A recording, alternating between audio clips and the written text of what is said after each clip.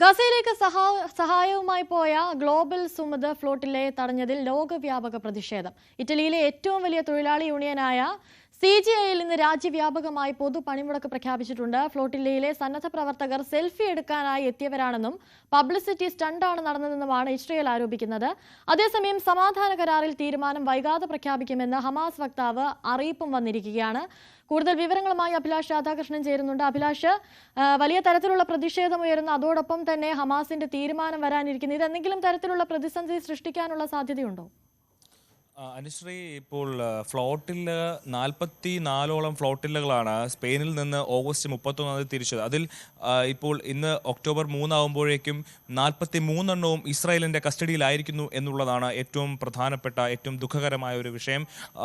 ഗാസയിലേക്ക് പോയ സഹായങ്ങളും മരുന്നുകളും അവർക്ക് വേണ്ട ഭക്ഷണങ്ങളുമായി പോയ 44 വള്ളങ്ങളിൽ 43 ഇസ്രായേലിൻ്റെ പിടിയിലായിരിക്കുന്നു. അതിൽ ഗ്രെറ്റ ട്യൂൻബർഗ് അടക്കം നിരവധി 207ഓളം ആളുകൾ ഇപ്പോൾ ഇസ്രായേലിൻ്റെ കസ്റ്റഡിയിലാണ്. അവരെ വിട്ടുകിട്ടാനുള്ള നടപടി ആവശ്യപ്പെട്ട് ഈ ഫ്ലോട്ടില്ലകളിലുള്ള ആളുകൾ അവരുടെ സോഷ്യൽ മീഡിയകളിലൂടെ അഭ്യർത്ഥിക്കുന്നുണ്ട് രാജ്യങ്ങളോട്. 43ഓളം രാജ്യങ്ങളിലെ പ്രതിനിധികൾ ഈ കപ്പലുകളിലുണ്ട്. ഇതിൽ ബാക്കിയുള്ള ഒരു കപ്പൽ ഇപ്പോഴും ഗാസയിലേക്ക് യാത്ര ചെയ്തുകൊണ്ടിരിക്കുന്നു എന്നുള്ളതാണ് ഏറ്റവും പ്രധാനപ്പെട്ട കാര്യം. മാരിനെറ്റ് എന്ന് പറയുന്ന കപ്പലാണ് ഇപ്പോൾ ഗാസയിലേക്ക് പൊയ്ക്കൊണ്ടിരിക്കുന്നത്.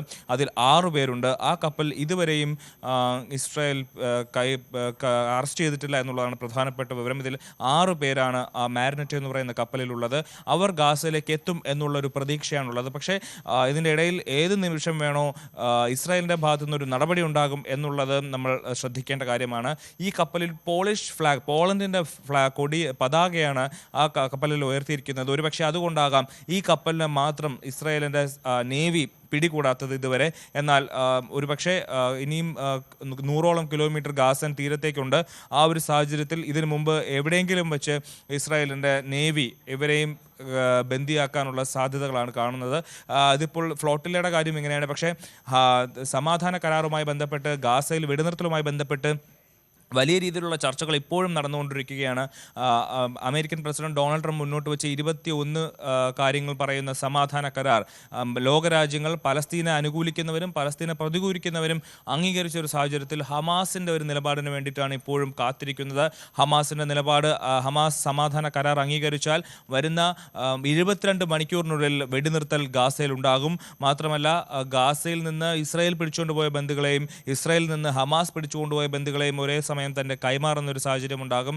അതുപോലെ ഗാസയിൽ വെടിനിർത്തുകയും ഗാസ മുനമ്പിൽ നിന്ന് ഇസ്രായേൽ സൈന്യം പിന്മാറുകയും ചെയ്യുമെന്നുള്ള പ്രധാനപ്പെട്ട പോയിന്റുകളാണ് ഈ കരാറിലുള്ളത്. അതെല്ലാം നടപ്പിലാവുകയും ചെയ്യും.